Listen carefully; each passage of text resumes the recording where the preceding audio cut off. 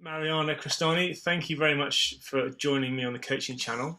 Thank you, Rob. Pleasure to have you here.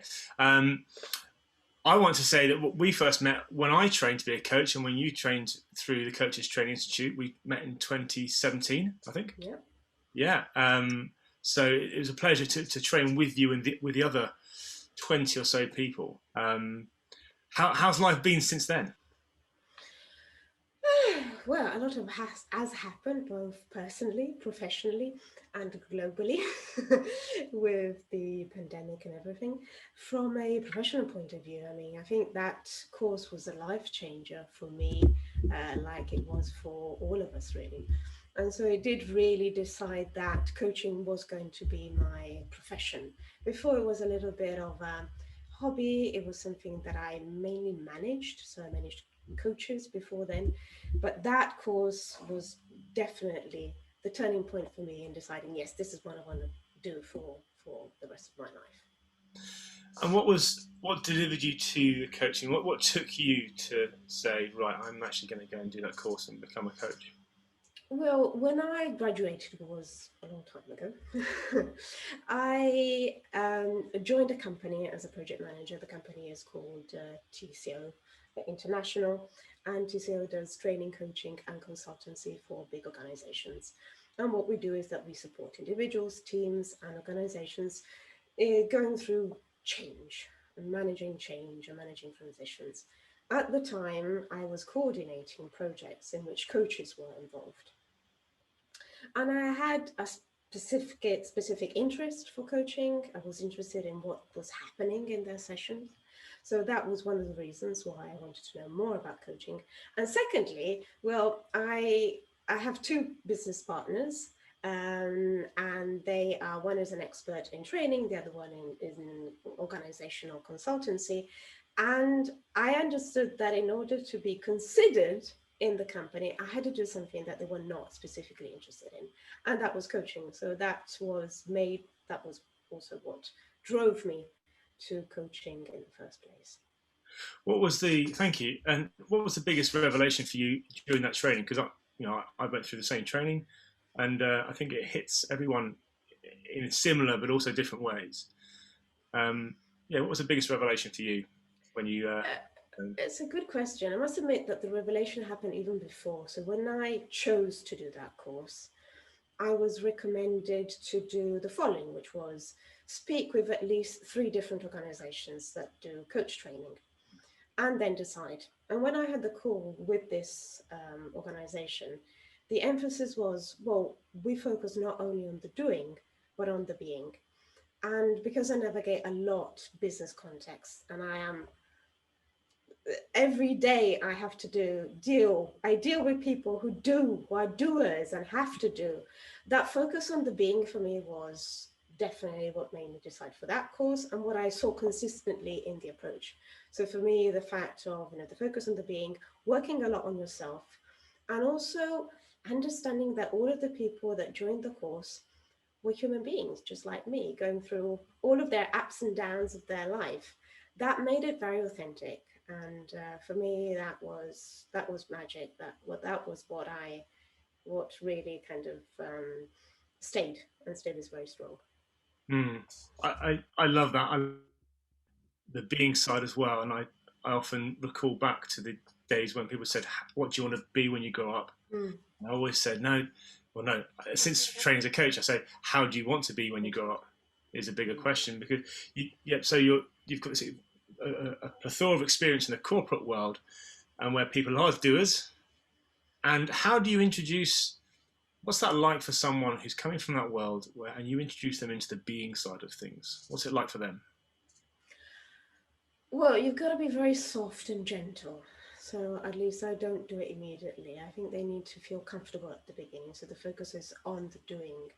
And at least from my experience, they're very often looking for coaches who are practical, will help them gain clarity over what they want to do, and also provide tools, which, as I said, this coaching is not about tools. But then when you gain their trust and um, the coaching relationship moves on, then is when I introduce the focus on the being lightly, And sometimes it happens when they come to the session and ask, so what do you want to focus on today? And they say, I don't have anything to focus on. So, okay, so what's happening in your life now? So that's the turning point of for quite a lot of my coaches that come from the corporate world, and that's when they understand the being. Mm. It sounds like you stand a little bit outside of the corporate world. So, like, well, you yourself in conversations with me before have talked about the transition. Mm. Um, what what draws people to work with you? What do they see that you can help them do?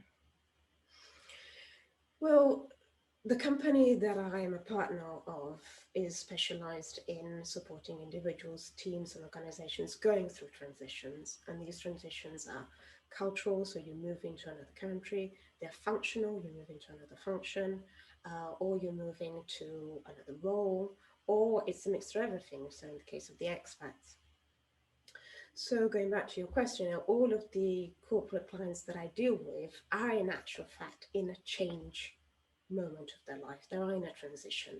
And it could be any of the ones that I've already listed, or they are, for example, newly appointed managers that have been selected because of their technical expertise, but all of a sudden they realize that they have to manage a team of 5, and most of them are former peers.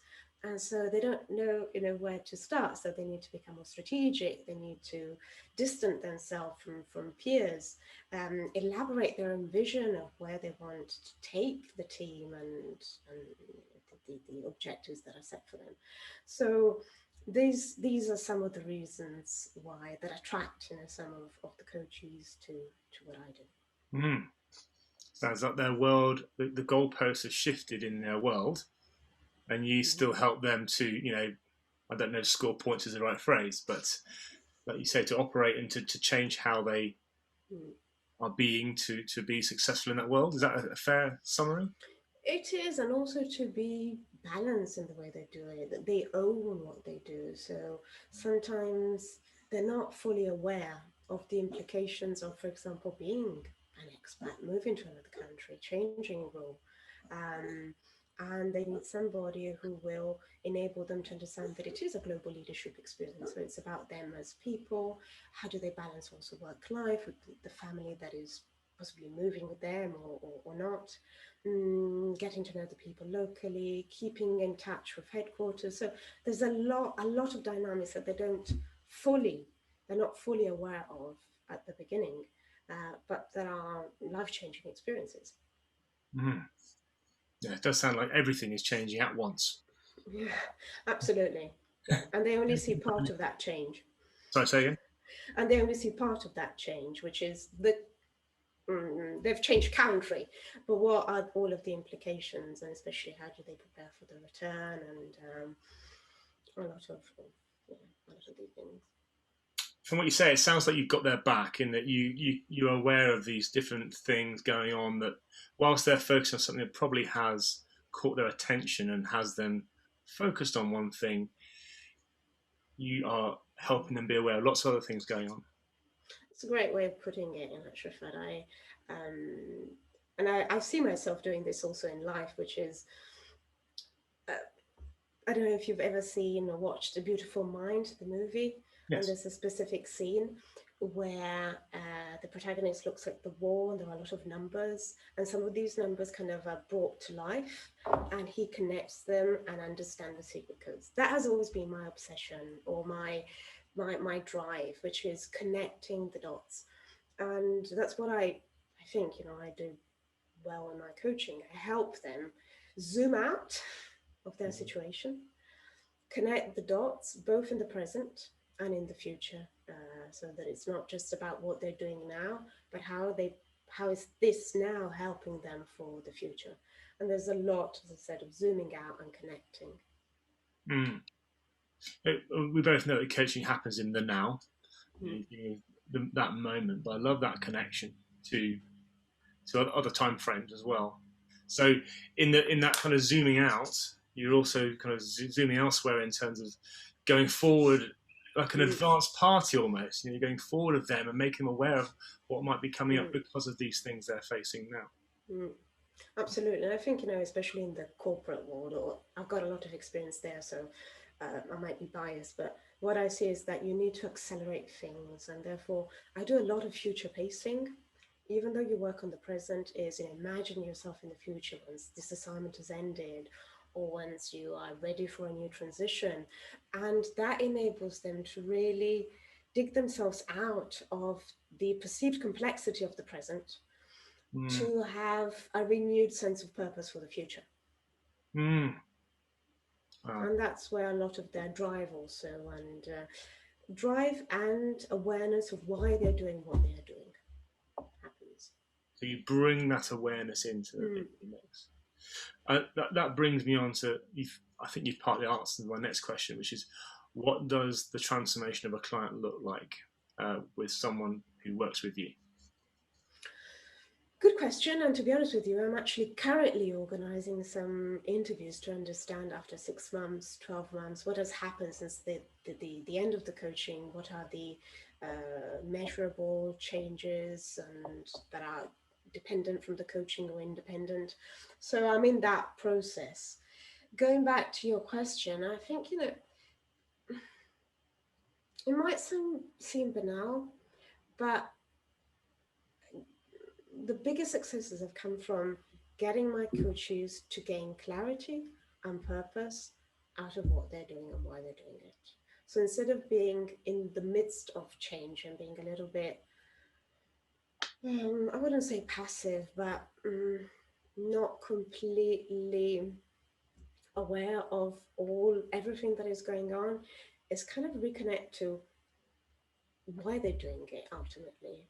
Mm. How is what they're doing now helping them change and move forwards to what their preferred self is?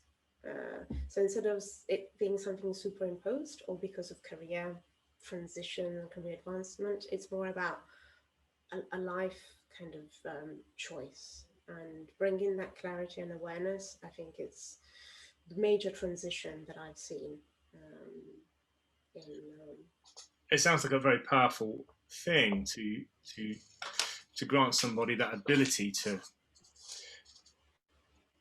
have like a 360-degree clarity, um, or multi-dimensional. We talked about time before as well. To think ahead, to go and stand somewhere that's ahead of now, and think, right, what will I be doing there, and why? If I want to have something in particular in my life or achieve something, what will I be doing in the present to go and be there? So absolutely. breaking free of just being at the coalface Mm. and having a really good look around, raising their awareness, and then making really impactful decisions for not only Totally. what they're going to do, but then how does Mm. that allow them to be? Totally.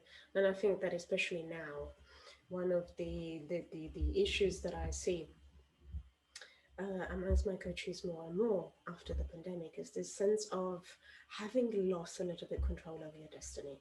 So you're not in charge of your plans, your destiny, your life. Mm. And the coaching is helping them instead regain that sense of, okay, this is what I choose. This is why I want to choose it. This is what I want to do. And that is very empowering, because though it might seem banal, instead of being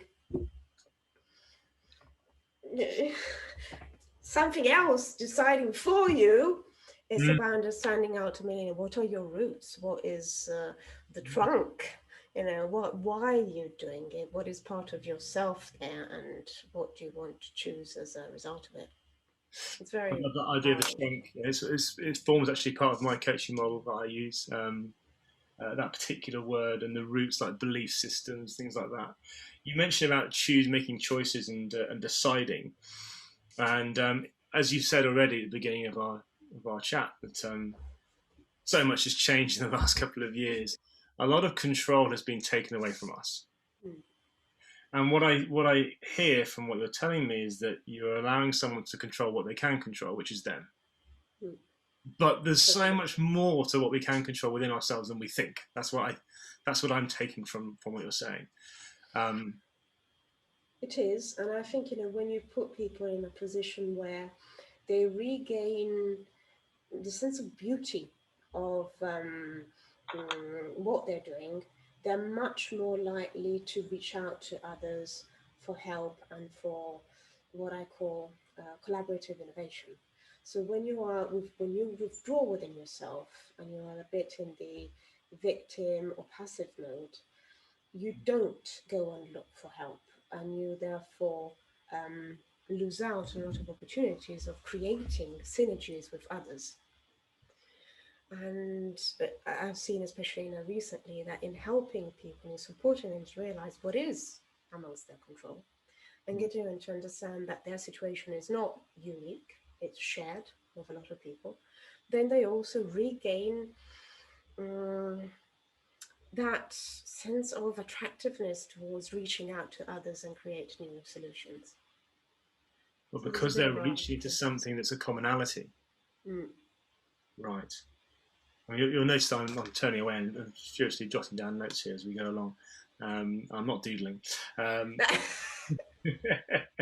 But I've Now got, I'm curious though, because I would like to see more. well, I like to come up with the odd life purpose statement for the people I interview. And for our audience, if you're not sure, it is basically, it's a metaphor for who you're being and the impact you're having when you are at your best. And I think the coaches that I bring onto this channel, one thing that binds them together is that they come alive when they coach. Mm. So this is a them at a high level, it's a and so the impact, I've written down, the impact is that you enable someone to see the beauty of the being, which allows the doing to follow. Hmm. Does that That's mean? nice. Can you say that again? Yeah. So I've yet to come up with a metaphor for you, um, but just in the now, as we to use some coachy speak, you allow someone to see the beauty of the being, which allows the doing to follow. It's a bit clunky, but I think it's that That's cool. it's that if you have people coming from that corporate world, Mm. business world, and they're constantly doers, Mm. one way that you help them zoom out into this kind Mm. of, well, how do I feel? How am Mm. I feeling today? And how is that going to Mm. impact and dictate maybe Mm. what I do in relation to what I choose and what I want? Um, Mm. hmm, I like it. hmm, okay. Anyway. It's an offering, so it's either there to be accepted, rejected, or modified. So uh, I like it because you've inverted the order. In actual fact, generally it's the people from the corporate world are very focused on the doing, and then you include the being instead. In what you suggest, in actual fact, is by getting them to understand deeper and renewing their interest for the being, then comes to doing. Because in actual fact, I'm also very practical. I'm known as a very pragmatic coach that at the end of the session needs to close the session with, okay, next steps, action plan. What are you going to do next? mm, I like it. Nice suggestion. mm. So you can be a little bit more ethereal, but then you do kind of bring that and ground that back down. Say, right, we now know all these things. What's going to happen next?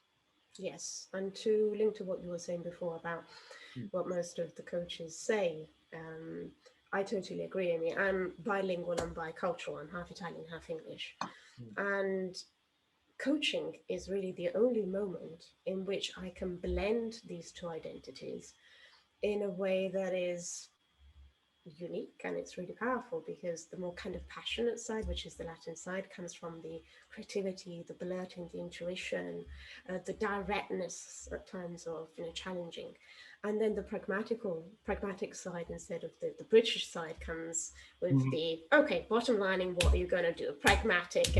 And when I am able in actual fact to get the two, to kind of balance the two, that's what I enjoy most, and that's what I think also my coaches enjoy the most. Okay, so then I'm going to say you're a passionate, pragmatic oracle who allows people to embrace the beauty of the being so the doing can follow. Wow, that's important.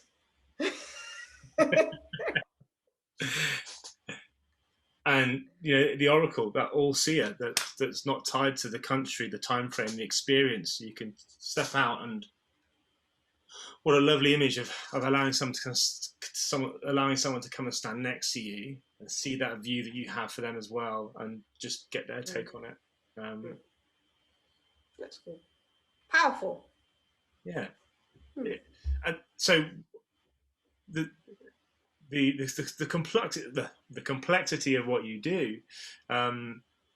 This is speaking to a niche. This is speaking to a certain audience. Is there something else that we haven't discussed that ties your clients together? That's a kind of a bonding, unifying quality, or Well, they're all very talented people because, of course, organizations don't tend to invest in all of their population. So they're high achievers, Mhm. very talented, very goals oriented, um, but struggle a little bit with the human side of what they do. Yeah. So that's another thing I think that they have in common. Also, most of them are coming from literally all over the world. And that's another very amusing thing about coaching, which is I'm physically always in the same place, which is here. But mentally, I literally go from one side of the world to the other within the same day. So I put it like this, my body is static and my mind is just traveling all over the world every single day. And so that's awesome as well. I mean, to connect with people that come from completely different cultures, and coaching a person who's from China is completely different than coaching a person that comes from South America. Mm. Yeah. And that trust building process is very different. So, like a universal translator in a way. I don't mean that just in the literal sense, but taking into consideration everything that arrives with somebody from a completely different world, culture, to what. Okay, wow. Um, so I hope you're collecting air miles in your virtual journeys around the world. That's cool. No, I don't actually. No, I should. So, I mean, the one sort of a practical question is, how does your coaching happen? And I take it this probably is a common theme. Then. Yeah, I mean, I think only 2% of my coaching happens face to face. Wow, 2%. Okay. All of the rest, since from the very beginning, it was all remote. Mm. And I can start very early in the morning, finish latish in the evening in order to accommodate, the busy schedules that these people have. But it's all remotely. And to be honest with you, one thing that I've seen, which is a positive advantage of the pandemic, is that because people are more used to this remote working, they open up much Mm. more quickly than in the past. Mm. Though, this is my usual Yeah. way of doing coaching. I think that's something for our coach audience in general is sometimes there's a desire to meet with someone in person. I've had clients I've never seen before ever, and they've never seen me either. So it's just been phone calls. And there's a strength to any medium, whether it's in person, on the phone, video chat. But yeah, I think I would agree with you about the pandemic playing that role, just allowing us to see what's possible. Because again, talking about control, we've lost control of that. We can't. At one time, we couldn't see anyone, could we? So that was all off the table, and it was all onto virtual interactions. So despite what limitations we might see, if we focus on the solutions that mediums like this provide, it's all good. It's a very effective way to coach. Totally. No, I agree. And I actually have the opposite experience of when I do that 2% of face-to-face coaching. I'm a little bit. I don't really know how to manage the space because I'm so used to this. So I'd rather opt for remote. But then, of course, when it happens, then I do it. But it's very limited. Yeah. Is there anything that you'd like to say that I maybe haven't asked of you in this interview about your coaching? And also, actually, I will ask one more question. Where's your coaching going? Because as coaches, we evolve, and what using your own techniques to take someone out of the present and go into the future. Is there a prediction, or can you see something that's going to happen in the future for you? Good question. The answer is quite long. Do you want the long version or the short version? How about you give me the summary and then go into the long? Well, I would like to specialize more in team coaching. I do a lot of one-to-one, but I don't do a lot of team coaching, and that's something that I would like to specialize and do more of. I would like to keep up, certification and development of my coachings, and that is also, part of the reason why you become a coach, which is you almost, sign a contract of ongoing development and learning. So, team coaching, keeping up any kind of development. Um, I use a lot of tools, so open to be certified in new tools. And that's when it comes to my personal work as an executive coach. I also have a double role, which is I head the coaching practice for the company that I am a partner of. And that means that I manage a team of executive coaches worldwide. And when it comes to the team of coaches, my vision for the future is to keep up the quality standards and especially build a more coherent approach to our coachees, regardless of whether the coachee is from the coach is from China or from South America. And that is not easy when you're dealing, in actual fact, with coaches who have got a strong personality. And so you have to balance their individuality with a bit of a coherent approach, which comes from tools that they use, specialization process that they undergo within my company, so that I am confident when I speak about them in front of the client, and the client being generally the buyer, which is the HR professional. Mm.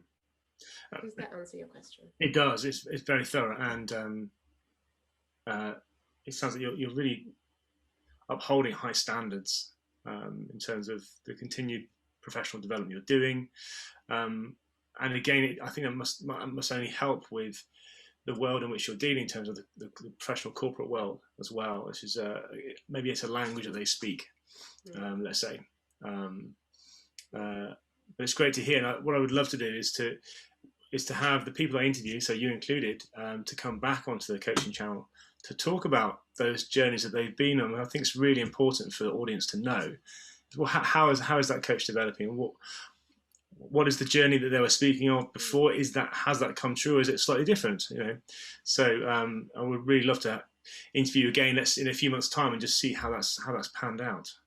That's cool. Yeah, I'm in. Yeah, good, good. Well, I think we're going to bring the interview to the close. I think we've got a really great snapshot of who you serve as a coach and how you do it. So I'm going to just say the life purpose statement again for you. This is Yes. what offering to you to see how it lands. Um, I'm just taking notes. So yeah, go ahead. sure. Sure. Now, I said you are the passionate, pragmatic oracle Mm-hmm. who allows people to see the beauty of the being so the doing can follow. Wow. And already I'm going to amend it. Allows people to step into the beauty of the being. Oh, yeah. You know, That's like, more action oriented. sorry? Yeah. Yeah, That's more action oriented as well. yeah, yeah. Because you are standing, you are existing and coaching in a place of transition, and you're allowing them to sort of cross that threshold and like almost dip into different air, different water, and you're there to say that this is all possible, this is all fine, you can do this, and they get to experience that and then use that to be just as even more effective in terms of the doing. But then it's laced with that purpose that he talks about as well. Because I think I say this a lot. I say humans, we're us humans, we're in the business of feeling, and how we feel drives a lot of what we do. And so I think you're adding an extra dimension to that. Mm, definitely. And just to close, at times when you speak about feelings to some of the people from the court, not everybody, but it's like, feelings? What's that?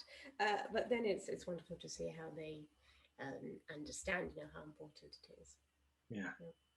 Oh, that's great. Thank you. Thank you, Marianna. Thank you very much. It's been a pleasure.